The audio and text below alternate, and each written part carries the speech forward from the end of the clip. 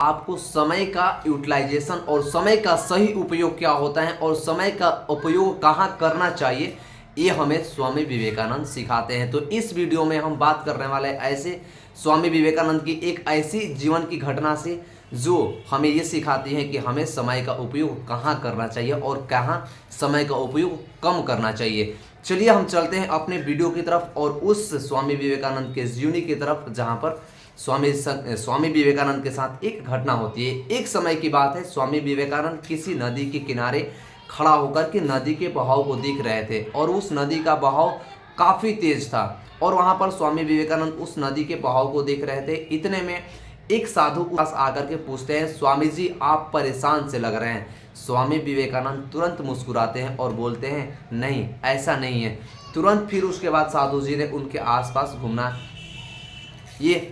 Start करने के बाद तुरंत फिर उनसे पूछते हैं, साधु जी से, स्वामी विवेकानंद से साधु जी पूछते हैं कि क्या आपको तैरना नहीं आता है, क्या आप इस नदी को तैर कर पार नहीं कर सकते हैं। स्वामी विवेकानंद फिर मुस्कुराते हैं और बोलते हैं, नहीं अभी मेरा मन पानी में उतरने का नहीं है और हम पानी में जाना नहीं चाहते, हम एक नाव का इंतजार कर रहे हैं। सुन करके कि स्वामी विवेकानंद कहते हैं कि हमें उतरने का मन नहीं है, हम पानी में जाना नहीं चाहते हैं। तो साधु जी जो थे, साधु जी ने तुरंत एक सेकंड भी गलती नहीं की, एक सेकंड भी उन्होंने वेट नहीं किया और तुरंत पानी के उस पार चले गए, उस पानी के उस पार चले गए और जाकर के फिर वहाँ से आ गए। उस पानी का बहाव इतना तेज था फिर भी साधु के बिना पैर भींगे वो पानी के नदी के उस पार चले जाते हैं और उस पार से फिर तुरंत स्वामी जी के पास आ जाते हैं और बोलते हैं, देखिए मेरा पैर थोड़ा सा भी नहीं भीगा और इस पानी के इस इतने बहाव के बावजूद भी हमने क्या किया, उस नदी को पार किया और पार करके हम आ गए। देखिए हमारे पास इतना विद्या है फिर भी लोग हमें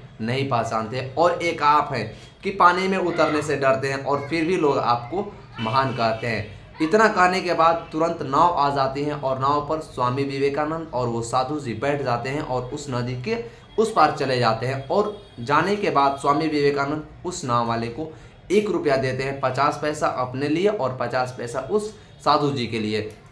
उतरने के दौरान स्वामी विवेकानंद उस साधु जी से बोलते हैं कि आपने इस विद्या को सीखने में कितने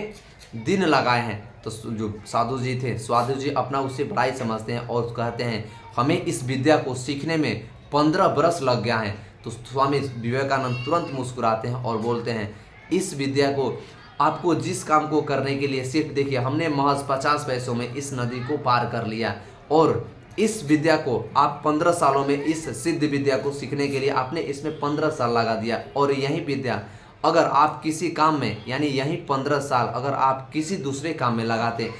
लोगों की सेवा करने में लगाते, लोगों की भलाई करने में लगाते, समाज की सेवा करने में लगाते, तो आपको और प्यार मिलने के बाद बहुत लोग आपको जानते भी, आपका नाम भी होता। और इस घटना से हमें यही सीख मिलते हैं कि हमें अपने समय का, और स्वामी विवेकानंद ये कहते हैं कि जिस काम को हम 50 पैसे में कर सकते हैं उस काम को करने के लिए आपने अपना 15 वर्ष यूज़ किया, इसमें 15 वर्ष आपने क्या किया, इसमें लगा दिया,